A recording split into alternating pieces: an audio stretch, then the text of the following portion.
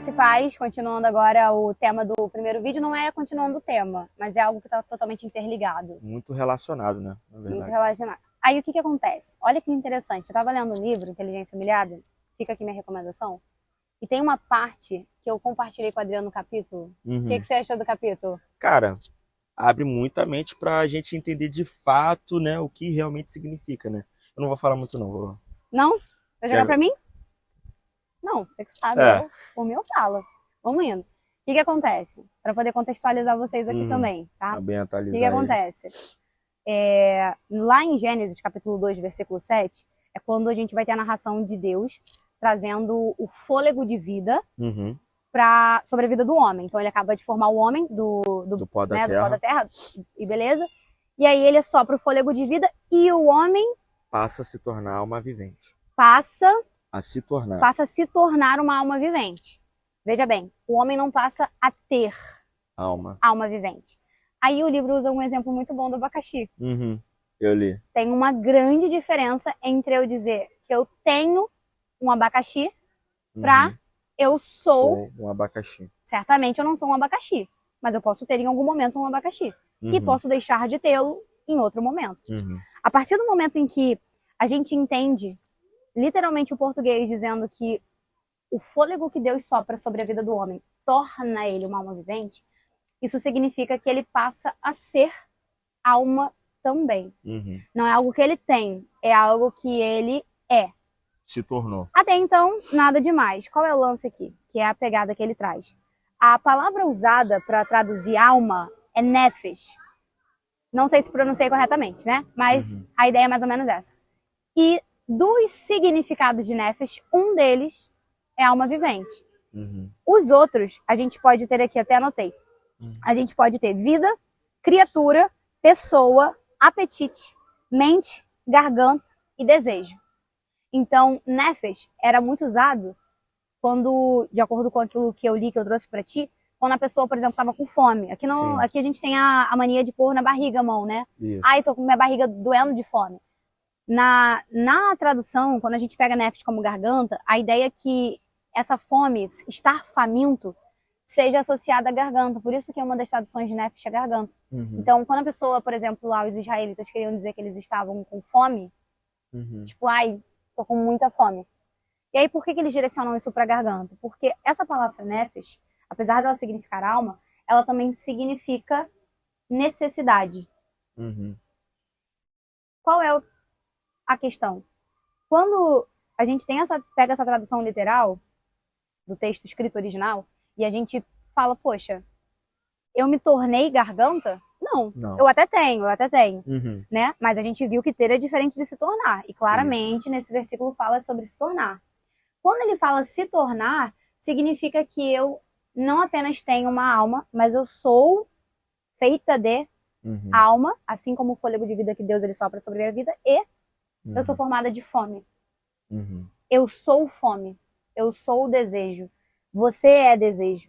Então, não é sobre você ter desejo de algo em algum momento. É sobre em toda a sua vida. Não importa o que você faça. Você sempre vai ser fome e sempre vai ser desejo. Então, só para o pessoal aqui entender mais ou menos aqui, exemplificar. A alma que está em nós, né? Esse nefesh, correto? Não faz a gente em algum momento ter necessidade. A gente é em todo momento, correto? Sim.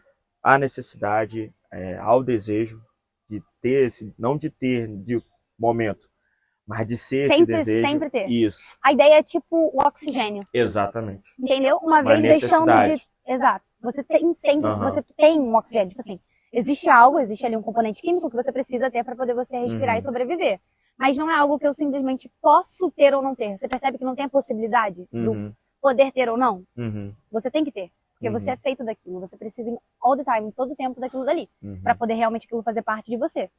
Então, quando a gente traz essa ideia de desejo, ele fala sobre uma característica do ser humano, ser um homem desejante. E isso nunca vai ser saciado. Porque eu sempre vou ser feita de desejo. Desejo pelo quê? É aí que tá. E quando a gente volta, né, como a gente estava falando da idolatria, é claramente isso do que você me perguntou, do que eu entendo. Porque colocar idolatria, colocar algo que não é o Senhor, que deveria ser a nossa fome, que deveria ser a nossa fonte de desejo, é saciar a nossa fome, o nosso desejo, a nossa necessidade com aquilo que não é para ser. Colocar Deus no lugar que deveria ser a nossa saciedade, a nossa fome, no nosso casamento, no nosso relacionamento, no nosso dinheiro, no trabalho, nosso trabalho. Sucesso profissional, Exatamente. a ponto de você dedicar sua vida toda nisso. E é por isso que as pessoas não param, porque esse desejo não cessa. É, exatamente. Ou elas chegam no sucesso e o que acontece? Entra uma crise depressiva, Sim. Porque percebe que apesar de ter chegado lá, vou fazer mais o que agora? Vou ir pra onde? Exatamente. Chegou no ponto crucial. E daqui, pra onde que eu vou? Só que em Deus não tem fim. Exatamente.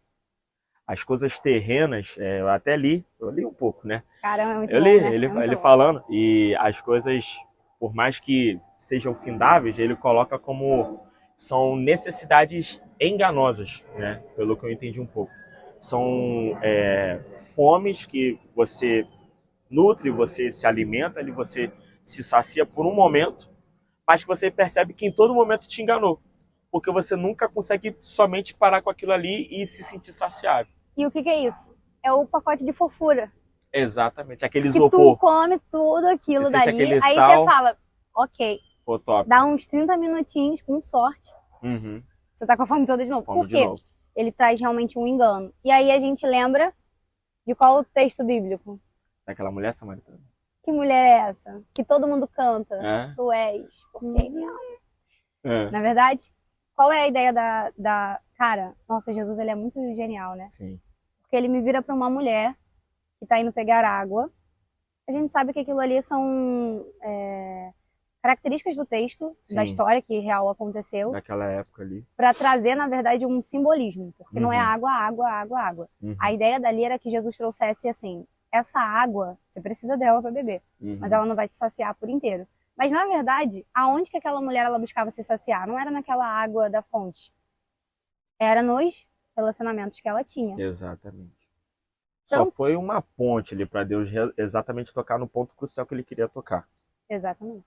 E o que Deus ele traz? O que você pode falar sobre essa parte da mulher samaritana? Eu acho fundamental, porque em todo o texto da mulher samaritana, a gente tem toda essa cadeia de construção, onde ela tinha um ídolo, que nunca seria capaz de suprir o que ela precisava, mas por desconhecer o verdadeiro Deus, caramba, porque realmente, né, o Senhor ele ainda fala no final do texto, vocês adorarão em espírito e em verdade, porque na verdade o fundamento que vai nos saciar é adorar Deus em sua, né, integridade, né, na sua totalidade, por inteiro. E aí, quando a gente traz essa ideia da mulher samaritana, eu queria te ouvir um pouco falar sobre isso. Como que, por mais que ela realmente procure essa fonte, em qualquer que seja no que ela procurava ou se ela fosse procurar em outro lugar, por que isso nunca saciaria ela? É interessante porque naquele exato momento ali ela vivia muitas camadas, né, de situações na sua vida. Uma vergonha por ela ir naquele horário. Ela ia meio-dia de sol, né? Se escondia do povo, de todos, porque ela sabia das suas condições morais, vamos dizer assim, diante daquela sociedade e diante de uma necessidade natural, né? E o que a gente intercala acrescenta muito naquilo que a gente falou sobre não é errado a gente focar naquilo que a gente precisa, como na casa, como em ter um bom emprego, em ter um bom dinheiro. Ela sabia que ela tinha uma necessidade natural de ter água para sobreviver, para viver, para cozinhar, para beber, para tomar banho, enfim. Ela estava buscando água. Quando Jesus ele se apresenta e, né, o texto diz que, olha, se você pegar dessa água, você vai voltar a ter sede, mas a água que eu vou te dar, você nunca mais terá sede. Ele entra dentro da necessidade do que aquela mulher estava buscando naquele momento, e aí quando ela começa a se interessar e diz, então de fato eu quero beber dessa água, ele então vai lá e traz o seu marido. Aí entra num outro ponto crucial, que na verdade a necessidade dela não era somente uma água, mas ela queria também uma estabilidade, e ela não tinha. Porque falar de marido era falar de alguém que provinha sobre a vida dela, alguém que a protegeria e alguém que também não permitiria ela buscar água naquele horário, naquele perigo, naquele lugar. Seria alguém que iria prover sobre a vida dela. Ou seja, até o trabalho que ela estava tendo, se ela realmente tivesse um marido, ela não estaria fazendo aquele esforço todo.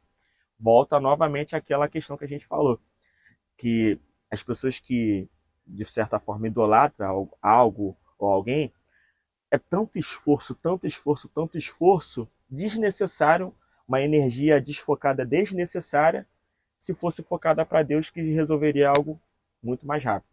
E aí quando Jesus toca nesse ponto, fala, então, pois bem, chama lá teu marido e traz para cá para conversa. Eu não tenho marido. Opa! Você dissesse muito bem, porque É muito bom, realmente muito você bom. não tem. O que você acha que você não tem. Você já tivesse 5. E o que está lá não é teu. E aí entra num outro ponto, né? E aí o que pega? Quando aquela mulher entende que Jesus ele já sabia das condições morais da vida dela, já sabia do que ela passava, ela realmente entende, caramba, esse cara aqui é profeta. Esse homem, ele realmente sabe o que ele está falando. E aí entra nessa questão do nefesh, que a gente está falando da fome, da saciedade, que ela não se contenta. Quando ela recebe aquela palavra, recebe aquela revelação, o texto vai dizer que ela vai contar para os moradores. Uhum. E ela vai dizer, olha, eu verdadeiramente conheci o Filho de Deus.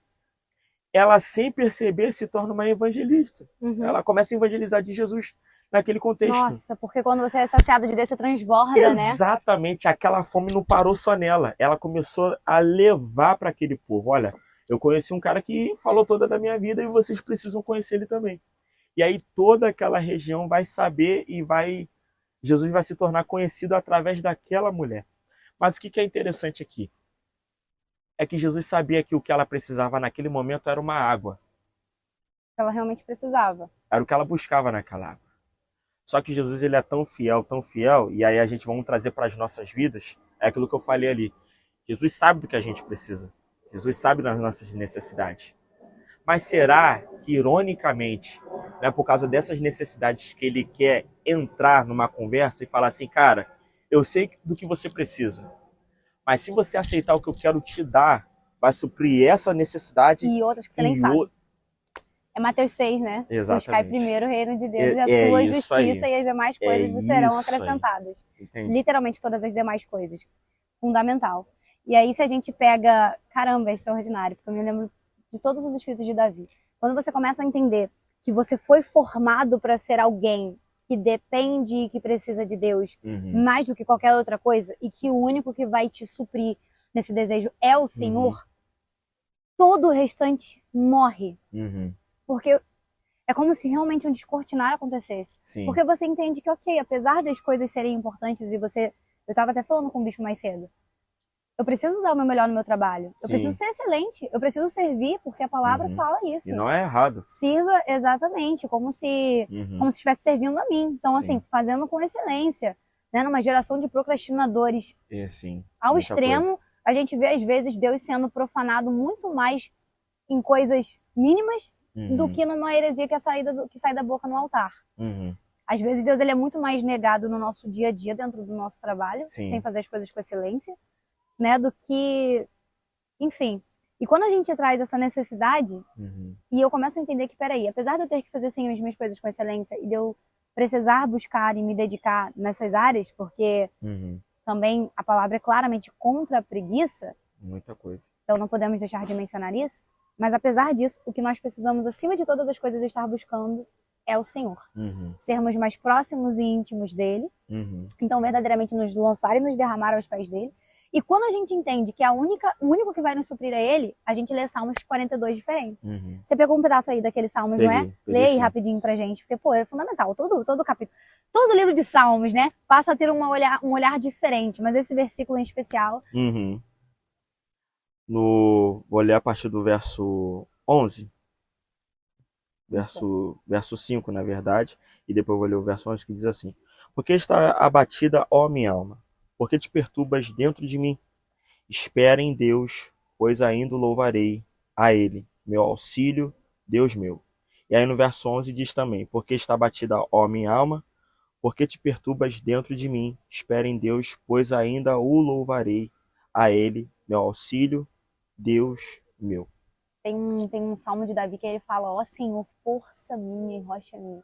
É muito lindo, porque aí a gente começa a entender, Adriano, por que que Davi, apesar dos apesares, era um homem segundo o coração de Deus, a ponto de, até Apocalipse, se não me engano, no finalzinho do capítulo 2, do capítulo 22 de Apocalipse, é falado lá, a raiz de Davi e tal. Não precisava mais falar raiz de Davi. Sim. Mas ele queria enfatizar. Porque Davi, apesar da fraqueza natural que como ser humano ele tem, ele tinha, nós temos, ele entendia que o único, assim como a corça anseia pelas águas, a minha alma anseia por ti. Porque a nossa alma foi feita de desejo por Deus, e só ele vai nos saciar. Ah, sim, o verso 1, né? Eu não mencionei. Assim como a corça, fala sério, uma das melhores partes. Diz assim, ao mestre do canto, salmo didático dos filhos de Corá, como suspira a corça pelas correntes das águas, assim por ti, ó Deus, suspira a minha alma. Ô Adriano, deixa agora te fazer uma pergunta. Só pra gente poder encerrar aqui, que já estão chamando a atenção de novo. Oxi. E a gente começar... É porque eu tô ligada, você tem que começar a ficar ligado, que tem que observar. Tem uma galera aqui no off, entendeu? Aqui no take. No take. Tá dando uma sinalizada. Só pra poder a gente só jogar uma sementinha. De quem é o dever de escolher a fonte que a gente procura pra poder saciar a nossa alma? Somente nosso. Nosso? Beleza. Será que nessa geração que temos vivido as pessoas estão entendendo esse poder de responsabilidade que elas têm? De escolher aquilo que elas vão procurar? Eu acho que não. Bom, então depois a gente conversa sobre isso. Eu ia incrementar, mas... Vai. Não tem jeito de acabar mesmo? É porque você falou isso aí sobre a responsabilidade de escolher exatamente, que eu não vou. Não vai. Vou abordar agora. Mas tem um texto que fala sobre isso. Ih, que texto é esse? Lembra da morte na panela? Quando os filhos dos profetas se reúnem naquele contexto Eliseu, ali. Não é? Aí todo mundo tem fome. Segunda Reis. Aí um sem supervisão. Acaba colocando... Tá todo mundo com fome? Tá, vamos fazer então uma parada aqui diferente. Aí ele vai procurar. Vai procurar. Acha um monte de fruta ali, de vegetal ali. Acha que é pepino. Mas não era pepino. Bota na panela, prepara. E alguém vai gritar, tem morte na panela. Esse é um dos grandes problemas da fome que eu não vou entrar aqui. É só pra... Caramba, pode crer. Esse é um problema da fome. É um problema. É um problema. Ai. Fechou. A nossa voz do além falou aqui, né? Take que já deu a nossa hora, né? Já encerrou. Mas que não precisa acabar aqui. Se você gostou desse vídeo, por favor, curta, compartilhe, comente com quem precise. E também coloque aqui nos comentários embaixo o que você achou. Se você tem alguma dúvida. Ou se você quer que a gente fale de algo relacionado a esse tema. Algum tópico específico. Se está relacionado. Ou até qualquer outro tema que a gente possa tratar até num outro vídeo também. Eu tenho certeza que vai agregar muito ao nosso canal. E aqui, aponta para lá vocês. Tá bom. Pra cá. Ou aqui ou aqui. Não sabemos onde estará. Vai estar também alguns vídeos relacionados. A nossa voz do além vai posicionar esse vídeo no lugar certo para você ser edificado. Mas receba. Clique, entre e seja edificado. Deixa o seu. Jesus. Deixa o seu like. E se inscreva no canal. Poxa. E é óbvio, não deixem de estar sempre comentando se essa palavra está abençoando e edificando a sua vida, porque tudo isso seria em vão se o Espírito Santo não estivesse falando com você. Esse é o propósito. O nosso propósito, dentro de todos esses vídeos, dos próximos que ainda vão vir e desses que já aconteceram, é que todos estejamos submersos na palavra. Então, te vejo no próximo vídeo. Tamo junto.